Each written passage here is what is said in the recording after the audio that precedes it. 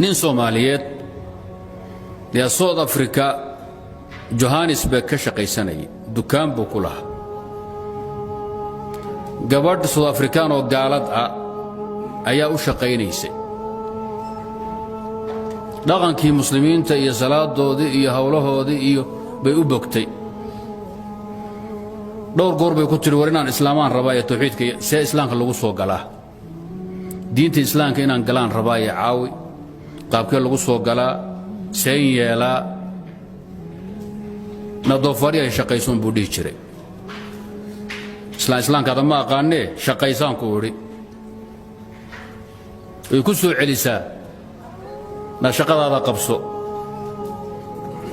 way iska xishootaa maalmo kadib haddana soo celisaa canaan buu dhagaha ka raaciya war islaamka inaan galaan rabaa say u lahayd ee islaamka ii geli ama meel kale ii gee ama adugu ii qabo ee asna u wareejin haya u canaanan hayay baytii alla ku timid gabadha way dhimatay sidaasay ku dhimatay aqisa aad iyo aad u xanuun badan gabadha markay geeriyootay ninkii Soomaaliyeed war baa galay indhaha markuu isgaliya seexdaba islaantoo socota u imanaysa hebelow inta aad nooshahay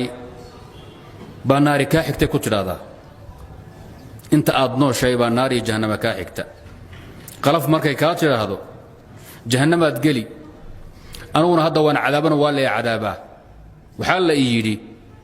intuu hebel ka soo dhimanayo ee booskaada lagu bedelahayaad naar ku jiraysaa maalinku asagu qalaf soo yidhaahdo booskaada naarta isagaa gelaya aduguna jannada lagu geynaya saasay habeen walba oo la timaadaa indhaha markuu isgaliba riya ugu iman intaasay ku dhihi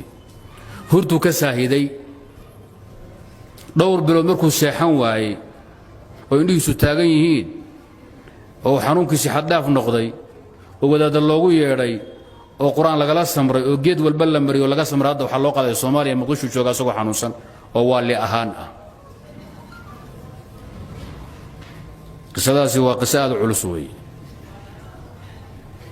haddii nin la leeyahay intaad ka nooshay baa naari kaa xigta oo indhaha markuu isgaliya baa islaanta u soo istaagi